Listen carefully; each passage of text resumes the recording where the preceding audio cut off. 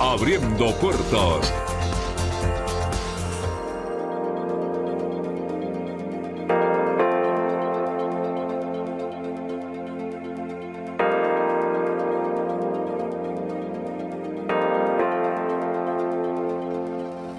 En este 2024 abrimos las puertas al país, a todos los sectores de la vida nacional, con informaciones y análisis de los temas más importantes de esta Venezuela grande y hermosa. Aquí, en esta silla, se sentaron los líderes que generaron impacto en la opinión pública y en las redes sociales.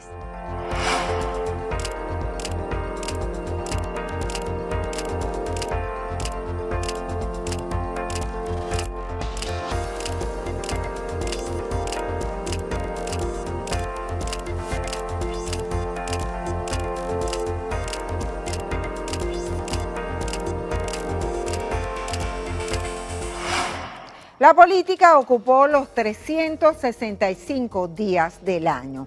Un nuevo Consejo Nacional Electoral y elecciones el 28 de julio dominaron el panorama venezolano. 10 candidatos presidenciales que aquí tuvieron representación. He venido no solo a inscribir mi nombre, sino a inscribir un sueño de patria. Cuando el país esté listo para un reencuentro entre venezolanos, yo voy a estar ahí a consignación. Fueron mis palabras. Hoy, en este año tan importante para nosotros, el pueblo venezolano quiere un reencuentro y una reconciliación. Por eso es que nuestra candidatura ha calado tanto en todos los niveles, porque no tiene odio, no tiene venganza. Es una candidatura independiente que invita a pasar la página y a escribir un capítulo nuevo. Preguntándole sobre el apodo del alacrán.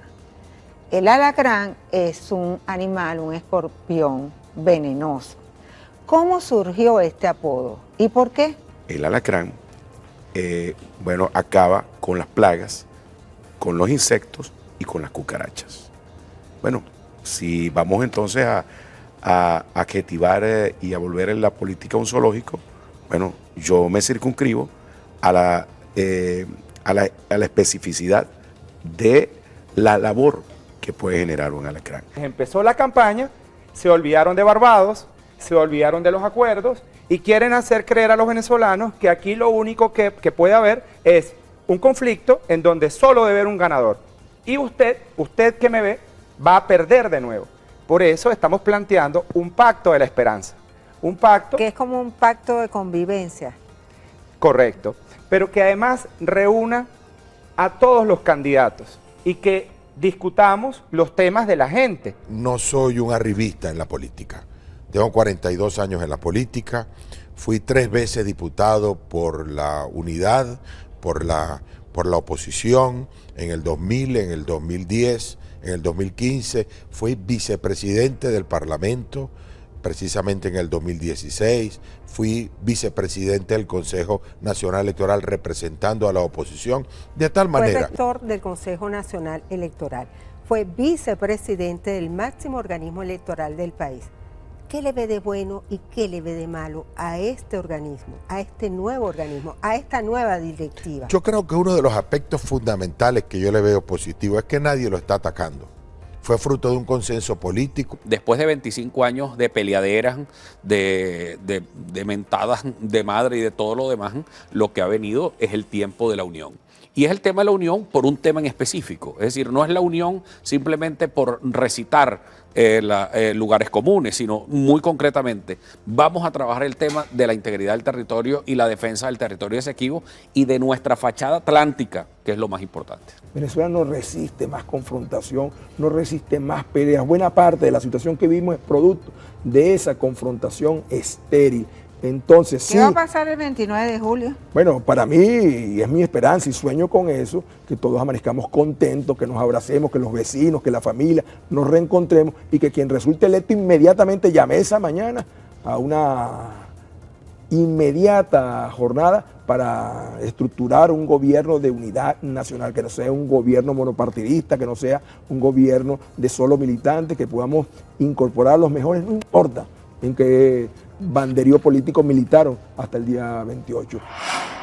Torneo de declaraciones, acusaciones, respuestas. Cada domingo entramos a sus hogares para reseñarles las declaraciones más importantes de los voceros del país. Y si no les gusta Manuel Rosales, digan quién les gusta.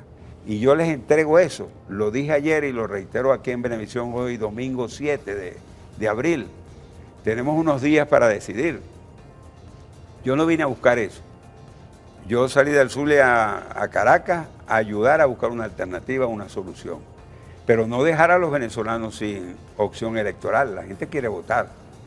Y yo salvé esa opción electoral. Yo salvé esa ruta electoral y era una decisión responsable que asumí. Si no lo hubiera hecho, hoy tuviera todo perdido. Ahora bien, la decisión la tiene la plataforma unitaria, la tiene los líderes de los sectores, la tienen los partidos y yo lo asumo. Yo estoy muy bien en el Zulia, yo tengo una responsabilidad en el Zulia. Hay viejitos pero de alma decrépita. Creo que no solamente eso es exclusivo de algunos indignos venezolanos, ¿no? Este señor no tiene absolutamente nada que decirle al mundo.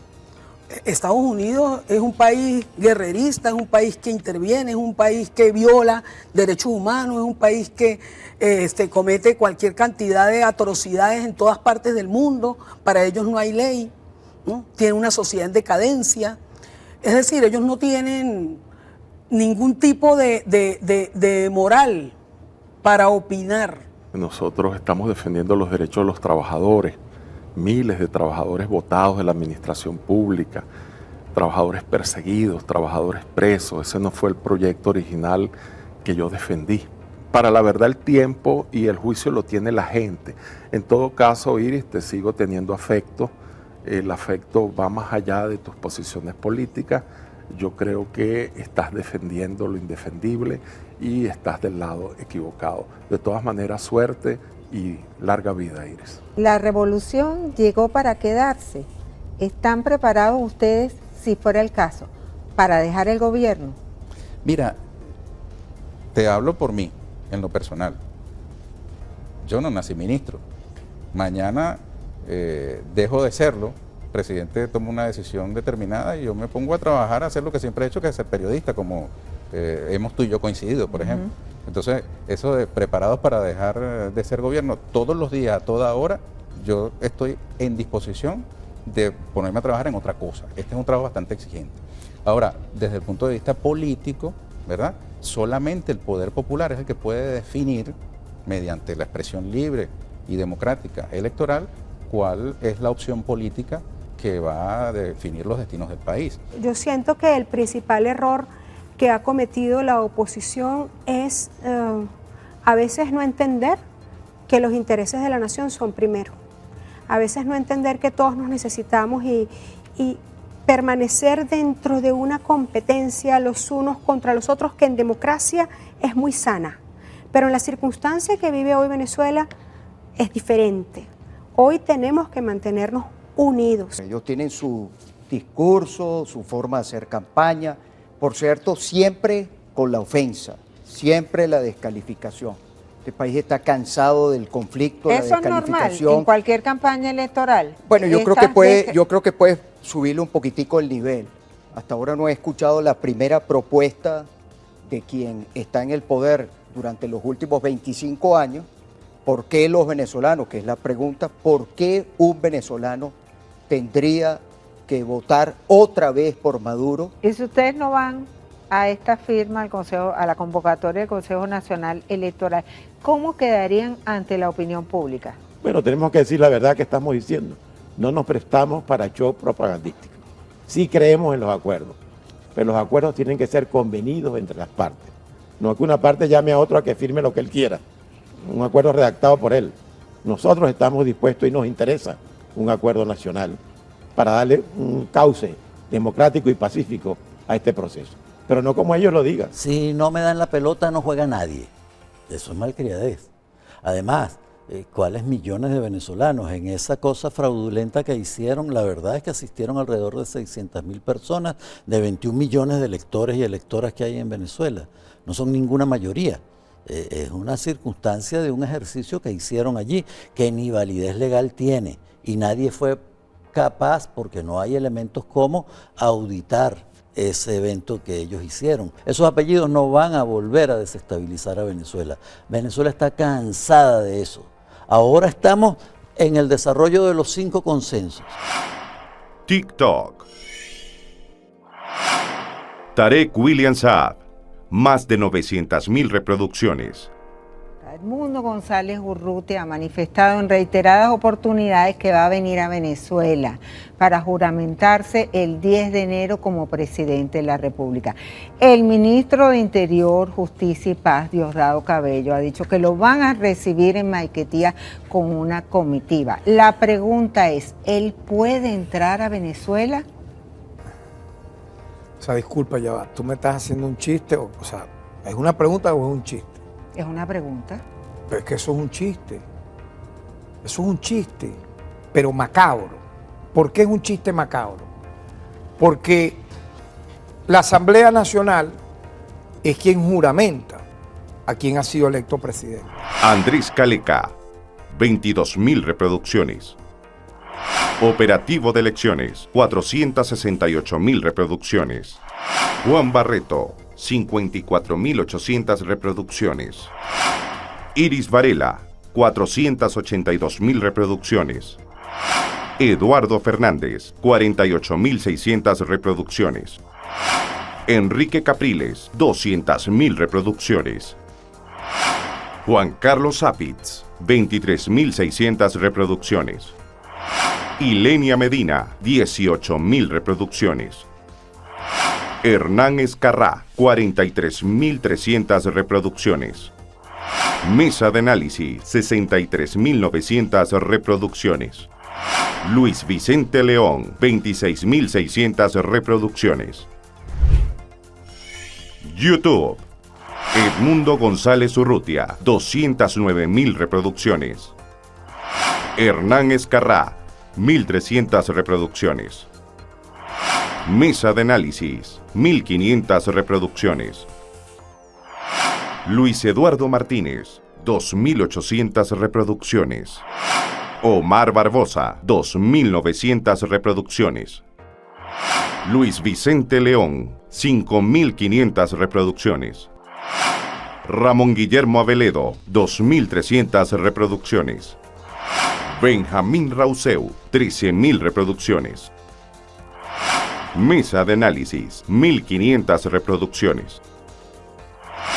Delsa Solórzano e Irán Gaviria, 20.000 reproducciones. Eduardo Fernández, 6.900 reproducciones. Tarek William Saab, 1.300 reproducciones.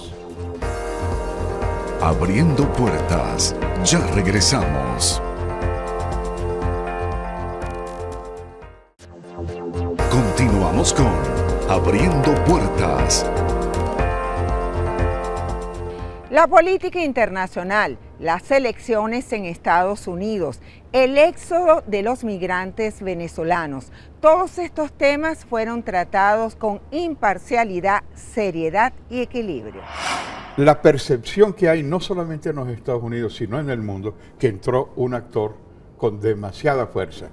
El hecho de que pueda eventualmente, y es una hipótesis válida que haya planteado Sebastián, el hecho de poder tener una fragilidad en la Cámara de Representantes, no obsta la política bipartidista que va a tener una luna de miel el señor Trump en su inicio.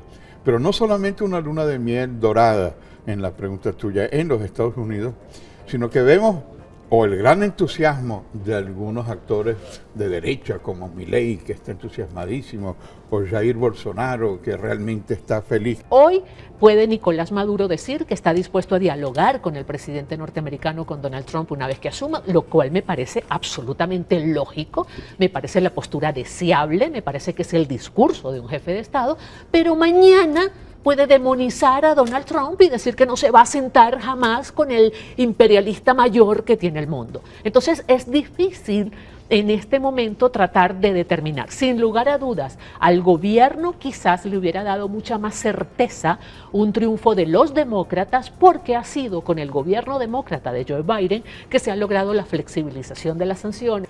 Eso es injerencismo, porque la OEA no es organismo electoral de Venezuela para estarse metiendo en eso. Ellos no tienen nada que ver con eso. Porque, póngale usted, si nosotros formáramos parte de la OEA, a lo mejor puede dar una opinión, lo aceptaría, no estaría de acuerdo, pero aceptaría que me dieran una opinión. Pero en el caso de la OEA ni siquiera nosotros formamos parte. ¿Y qué es lo que pasó? Lo que pasó fue muy sencillo. Sobre lo que Andrés pasó, Manuel López Obrador dijo que eso es injerencismo puro y claro. Le estamos respondiendo y le vamos a responder al Parlamento español, es así. Ahora, yo creo que deben haber contactos, eso es importante.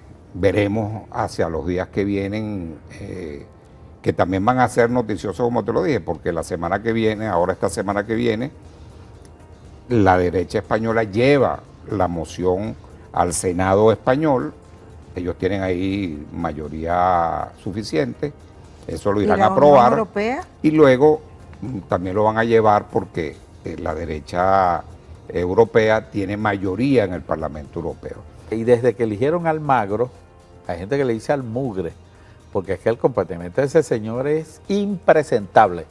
Y por supuesto que la falta de seriedad violan hasta sus propias normativas para sus intereses politiqueros. Y ese es un organismo que, de paso, Venezuela no es miembro de la OEA. Nosotros denunciamos el protocolo que nos hacía miembro de la OEA. El cierre lo que hizo fue entregarle la frontera al multicrimen, ¿no? Ahí el gobierno colombiano, hablo por el gobierno nuestro, por el Estado nuestro, el gobierno de ese entonces hubiera echado mano de otros mecanismos que tienen la diplomacia, las relaciones internacionales, haber retirado embajadores, llamar a consultas, como lo llaman, pero decidieron romperlo y eso fue gravísimo, muy grave. Y bueno, ahí están las consecuencias. Pero y sin embargo, yo he ido mucho a la frontera, porque es que yo he dicho que en la frontera es donde se materializa la integración binacional. Esos habitantes allá, 13 millones, 14 millones de habitantes que viven al lado y lado de la frontera, son los que recibieron los impactos negativos de del rompimiento de relaciones. Que las sanciones como tales no le permiten a Venezuela resolver sus problemas más intensos en el campo económico y que tampoco avanzan de manera muy importante en lo que se pretende cuando se aplican, que es tratar de reformular o tratar de cambiar el cuadro de las decisiones políticas o del tipo de gobierno que esté en alguna parte del mundo donde esas sanciones se aplican. Yo siempre, para simplificar esto, digo que el petróleo es 10% petróleo y 90% política. Yo creo que ya la gente ha aprendido bastante de que ese término más o menos tiene un sentido en el contexto real de lo que está ocurriendo. Y la verdad es que la licencia 44, que hoy día es sustituida por la 44A, no sufrió ninguna modificación que no sea una renovación de 45 días. En materia económica hablamos sobre inflación, crecimiento económico, relaciones entre el gobierno y los empresarios y el dólar. La sociedad venezolana tiene que ir a ese reencuentro. Tenemos que dejar a un lado a los que buscan divisiones por aquellos más bien que los que buscan unidad. Un país, la única forma que sale adelante es por la unidad de todos sus ciudadanos. Ahora, cuando nos queremos poner en parcelas y nos quieren poner en diferentes locaciones, lo que hacemos en ese sentido, el país se parte y el país no puede seguir adelante. ¿Qué significa que nosotros logremos controlar la inflación? Bueno, primero damos una sensación de seguridad, de certidumbre a los agentes económicos. Facilitamos y por un lado ayudamos o vamos en proceso de recuperación del poder adquisitivo. ¿Cuáles son las proyecciones? ¿Cómo se va a mover el crecimiento económico? Mira, las proyecciones inclusive de organismos como la CEPAL, que no vamos a decir que son organismos proclives a nuestra ideología política, te hablan de un 8%. Nuevamente se está señalando en ese presupuesto los ingresos petroleros como si fueran extraordinarios. Y eso es un muy mal hábito que transgrede no solo las normas que existían antes y queda a la total discrecionalidad el problema de atención a las regiones. Entonces ponen como extraordinario lo que es ordinario para que precisamente bypassear una obligación de dar dinero a las regiones, las cuales estuvieron desbocadas estableciendo tasas e impuestos regionales prácticamente impagables, y de ahí llegó la idea de la armonización, y lo que hace es que ese presupuesto que tiene unos ingresos petroleros más o menos estimados, pero los consideran extraordinarios, están con la excusa de que hay sanciones, entonces son unos ingresos eventuales. Si esas sanciones se instrumentan nuevamente el 18 de abril, que es cuando vence el periodo de gracia que la Unión Europea y el gobierno de los Estados Unidos otorgó, vamos a tener un impacto sobre el ingreso petrolero, sobre la producción petrolera. Yo calculo que el ingreso petrolero podría caer entre 5 y 7 mil millones de dólares. Eso implica menos ingresos para el fisco, menos posibilidades de inversión en gasto público, menos dinero para atender deuda y en general moderación del crecimiento y un mayor ritmo de inflación. Es decir, vamos a pagar todos los venezolanos en cómodas cuotas el costo de las decisiones tanto del gobierno venezolano como de la Comunidad Europea y los Estados Unidos. A lo largo de los 23 años de Revolución Bolivariana, la mayor porción, la mayor cantidad de recursos se han destinado al tema social. Y aquí destacan, obviamente, lo que nosotros siempre hemos resaltado, el tema de la salud, que es vital para nosotros y se vio deteriorada por las agresiones económicas que sufrimos, la educación. Hay, por supuesto, una atención muy especial hacia el salario. Ahora, todo esto va a depender, obviamente, de lo que nosotros hemos presupuestado y de lo que nosotros estemos en capacidad a lo largo del año, y ahí soy muy optimista yo, de generar como recursos adicionales, recursos extraordinarios. Mira, el año pasado, justo antes del 1 de mayo, yo había estado en las reuniones donde Fedecámaras, los trabajadores y el gobierno nos estamos reuniendo para definir cómo iba a ser el aumento salarial. Y a mí se me ocurrió predecir, le pido excusas al país, que iba a haber aumento salarial. Yo me equivoqué y lo reconozco, era la información que tenía. Pero que Farías se equivoque el año siguiente es mucho más grave que la mía, porque ya el año ocurrió y no es verdad que hubo aumento salarial. O sea, Farías está en ese sentido equivocado. Lo que hubo son unos pequeños incrementos de los bonos que para nada resolvieron la situación de los trabajadores, y por eso es que las protestas que tú bien acertadamente señalas están ocurriendo este año. Yo creo que la pregunta aquí, Margarita, es si va a haber aumento salarial este año. Yo diría que sí, me vuelvo a arriesgar a equivocarme. Pero la pregunta más importante es cuánto y cómo se hace. El Ejecutivo Nacional ha tomado ciertas medidas económicas importantes y positivas. Veníamos con una inflación muy alta, un descontrol en el cambio, y ha estabilizado el cambio. Bueno, claro, miren los análisis económicos, ustedes saben de eso, y todo el tema de que el país se hizo muy caro y la exportación también. Y el Ejecutivo está haciendo las correcciones. Se dispara un poco la moneda en el cambio y está haciendo las correcciones. ¿Cómo va a hacer las correcciones? Lo primero que hay que tumbar es la posibilidad de una inflación como antes o una devaluación, que incluso todo el mundo tiene temor, las empresas y por supuesto el ciudadano. No hay información de una devaluación. El Ejecutivo, la información que se tiene es que esta política es del mismo presidente y la va a mantener el año que viene. Este decreto busca facilitar ese mecanismo que permita que el sector privado o incluso, bueno, alguna empresa mixta porque quiera traer combustible para comercializarlo, construya un modelo de negocio que le permita al Estado resolver definitivamente la dificultad que existe en el combustible, aunque aquí en Caracas no se siente, en el interior del país se siente, en algunas regiones se siente con fuerza. Abriendo puertas, ya regresamos. Continuamos con Abriendo Puertas. En esta mesa estuvieron grandes juristas y analistas de la nación con sus opiniones. Creo que debemos volver a la Constitución. Si lo puedes mostrar a la Sí, cámara. fíjate, en la exposición de motivos, a mí me parece esto fantástico. Dice aquí, en cuanto a las diferencias, a las diferentes etapas de los procesos electorales, se otorga a los ciudadanos amplias posibilidades de participación, superando las restricciones del sistema partidocrático que nos rigió. En este sentido, tanto en la fase de postulación de candidatos como en el ejercicio de la supervisión y vigilancia del proceso electoral, se consagra constitucionalmente la participación por iniciativa propia de partidos políticos o de otras asociaciones con fines políticos. Quien señala que hubo fraude no se presenta. Quien señala que hubo fraude no presentó actas.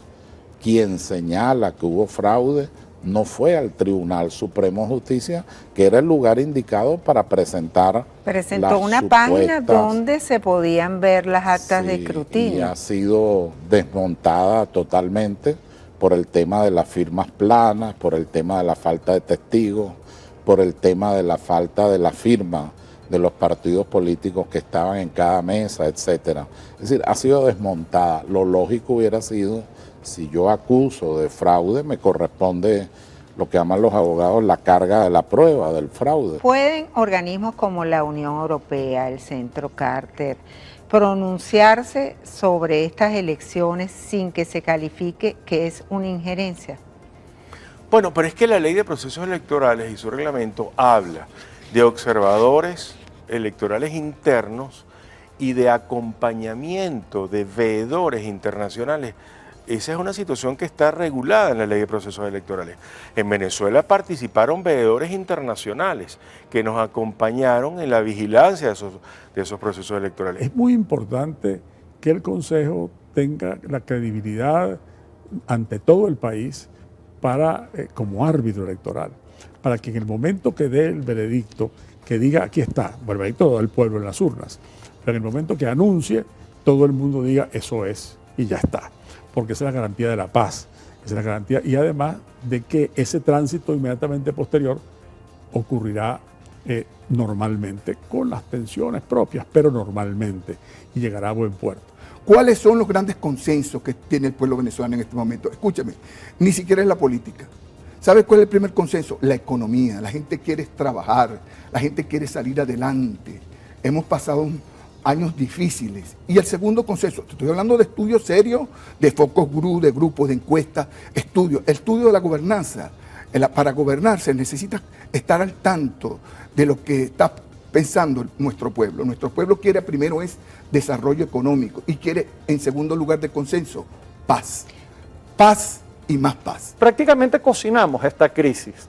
Y el problema no está solamente en cuál es el resultado del día 28 en términos de numeritos, eso es importante, nadie niega que ahí hay una voluntad y es uno de los puntos de verdad o puntos de partida para la nueva proceso de discusión que tenemos que tener en el país. Pero más allá de eso, si no se da este proceso de pacto político-social en Venezuela, en ese contexto, el resultado por sí mismo no produce gobernabilidad, no produce las condiciones necesarias para que el Estado pueda funcionar.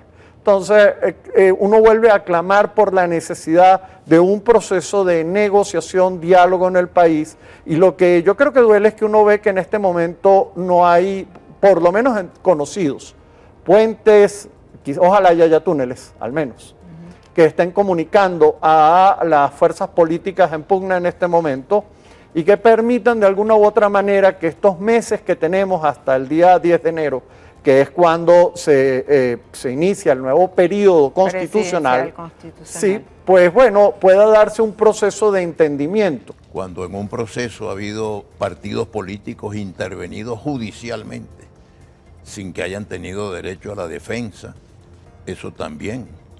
Cuando en la elaboración del tarjetón electoral se eliminan tarjetas arbitrariamente, eso también vicia el proceso.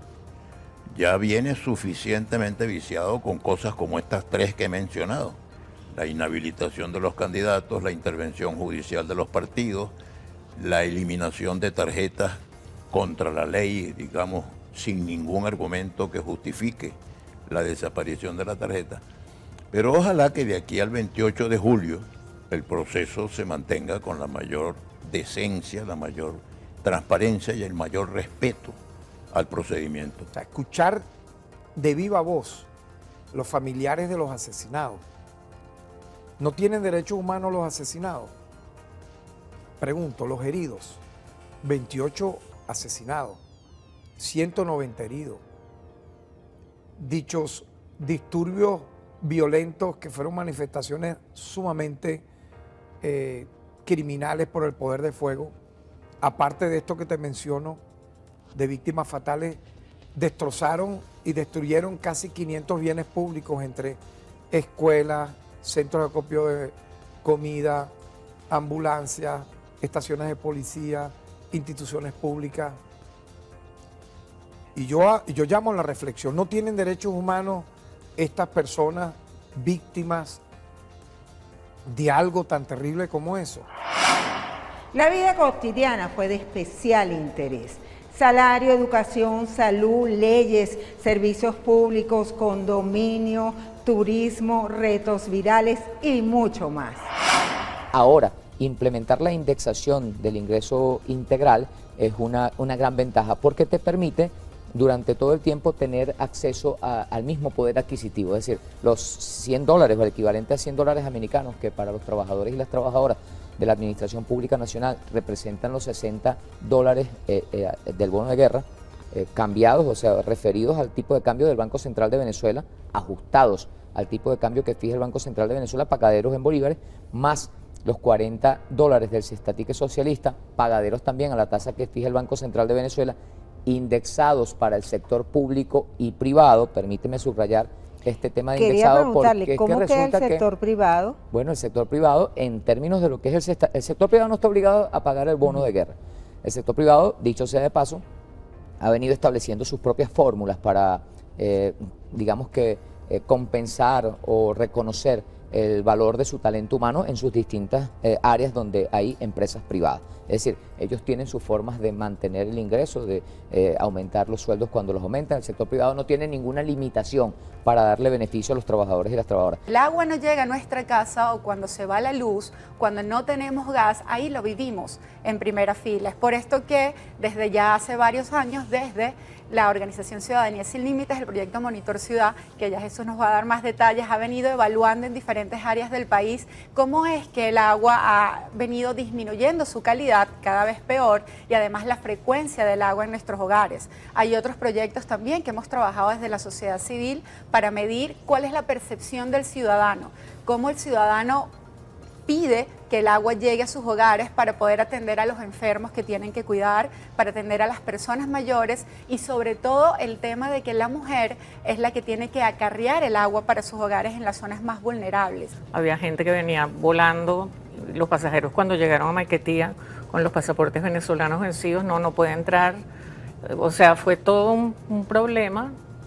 A través de Abavit se pidió una reunión con las autoridades del SAIME del aeropuerto, fue la que tuvimos, fue la reunión de la cual resultó la comunicación que publicamos, que los venezolanos tienen que tener pasaporte vigente para entrar a Venezuela o tienen que pedir un documento de viaje o salvoconducto en las embajadas respectivas y eventualmente electrónicamente, que eso es otro tema que tenemos pendiente, pero sí, básicamente eso es.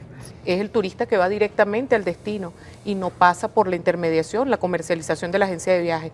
Entonces sí, hay un destino que tiene muchísima afluencia de pasajeros, de turistas, que lo vamos a ver pues en grandes cantidades, pero no es algo que se contabiliza dentro de lo que es el movimiento de las agencias de viajes como tal. ¿Cuál es la demanda a través de las agencias de viajes? La mayor demanda está hacia Margarita. También tenemos muchísima demanda hacia los demás sectores. Como te decía, la pandemia ha traído ese interés por conocer un poco más el país y las agencias de viajes, justamente adaptándonos a las circunstancias, pues hemos ido indagando un poco más y tratando de ofrecer en mayor cantidad experiencias completas que permitan conocer los destinos a plenitud. Claro, la comunicación es clave.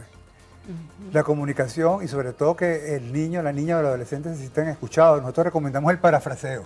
Poner en mis palabras lo que me dijiste para que, oye, me escuchó.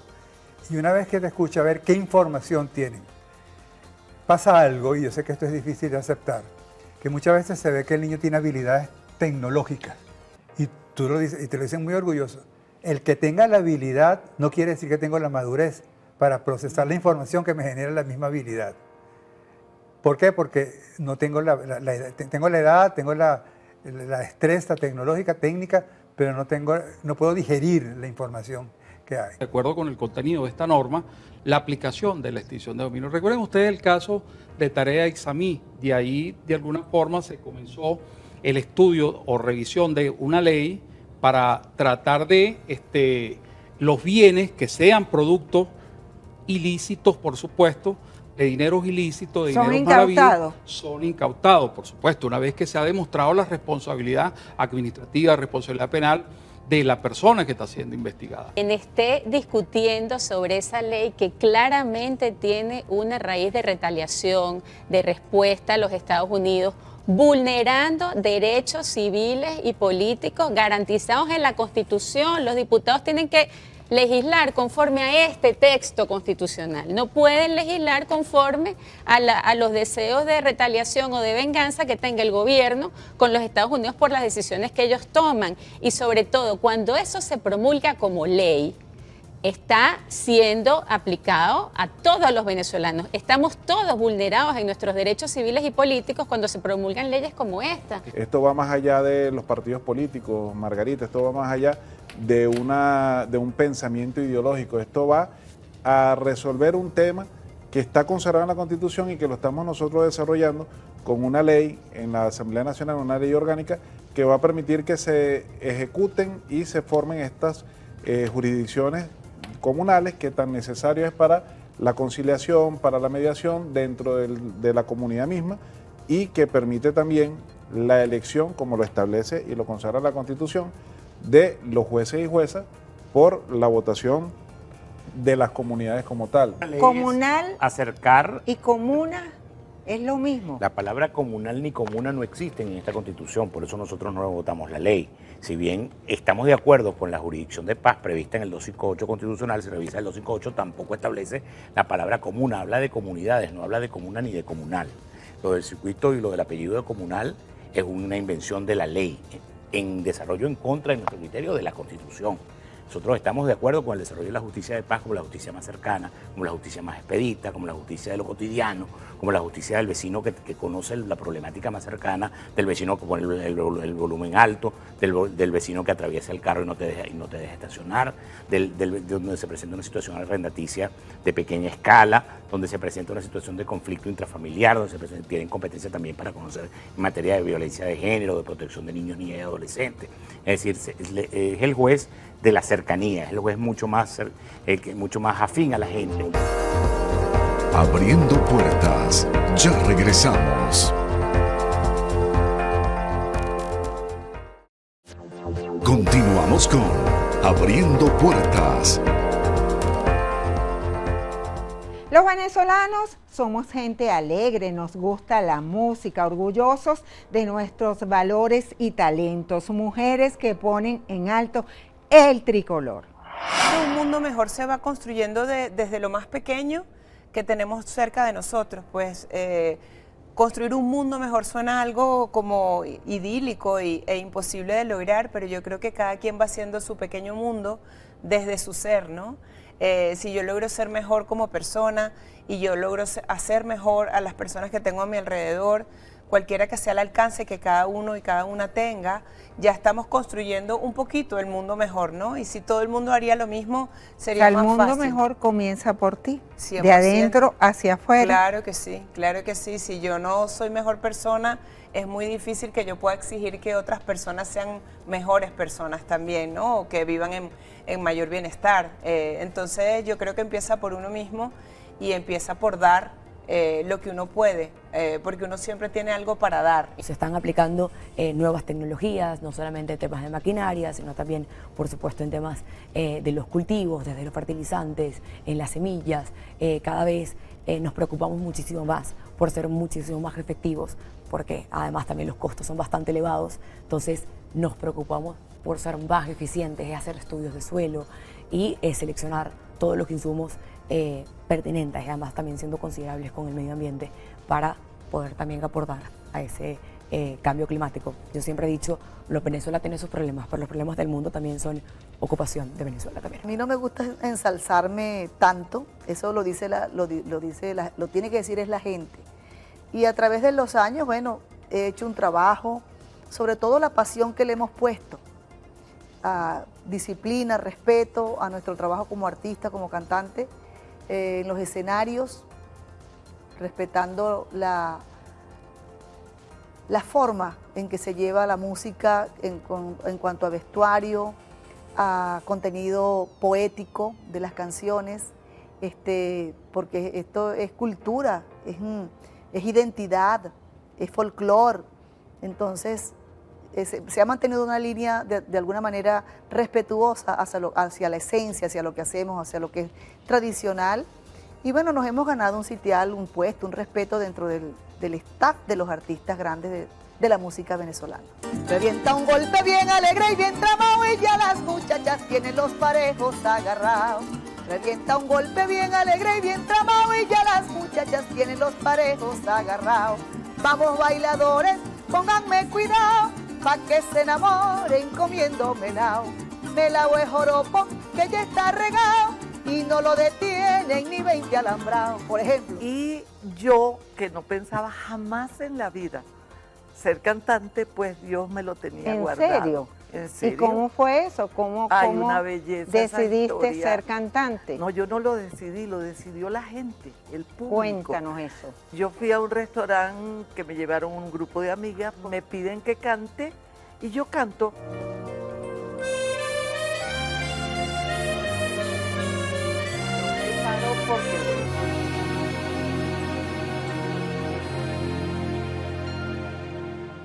Ahora, ¿qué pasó? Que ya el tiempo se ha llevado nuestro amor. Es ahora que tú y yo comprendemos que dejarnos fue un error. Momentos que viví, imposibles de volver a repetir. Esas cosas de los dos que buscamos desde entonces, pero no. Lo que yo tuve contigo fue un enredo tan divino que en la vida no podré olvidar. Fue la gloria, fue un infierno, fue tan loco, fue tan tierno, que se sufre cuando ya no está. Lo que yo tuve contigo tuvo clase, tuvo estilo, y eso nunca lo podrás negar. Este estudio fue testigo de nuestros inicios y nuestro transitar durante 2023 y 2024. Los esperamos en enero con más fuerza, con nueva escenografía, con una cara renovada y con muchas ganas de seguir trabajando para ustedes y para nuestra gran Venezuela. No fomentemos lo que nos excluye, lo que nos divide, sino busquemos primero qué es lo que nos une, qué es lo que nos permite superar después las diferencias que tengamos. Que sea tiempo de Pascua, es tiempo de alegría y es tiempo sobre todo de esperanza, esperanza que hay que construirla en el día a día, superando siempre las contrariedades que se nos presentan.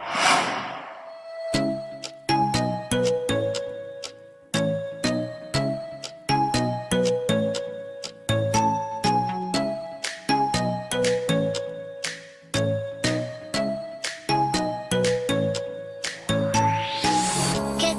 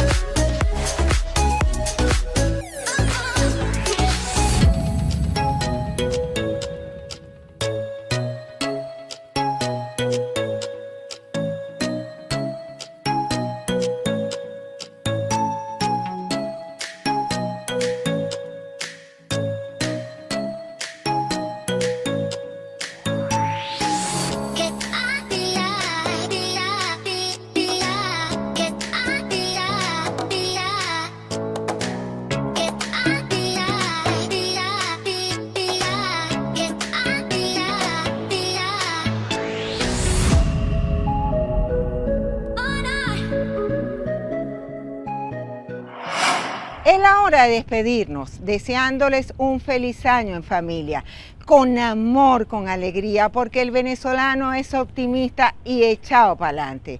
El gran equipo de Abriendo Puertas les desea unas felices fiestas. Trabajamos para ustedes con mucho cariño. Queremos la paz. Abriendo puertas. Abriendo puertas. En Abriendo Puertas. Abriendo puertas. Abriendo puertas. Abriendo puertas. Abriendo Puertas. Abriendo puertas. Abriendo puertas. Abriendo Puertas. Abriendo puertas. Abriendo puertas. Abriendo Puertas. Abriendo puertas. Abriendo puertas. Abriendo puertas. Abriendo puertas. En Abriendo Puertas. Abriendo puertas. Esta puerta está abierta y se ha colocado como uno de los ejes de la opinión. Abriendo Puertas,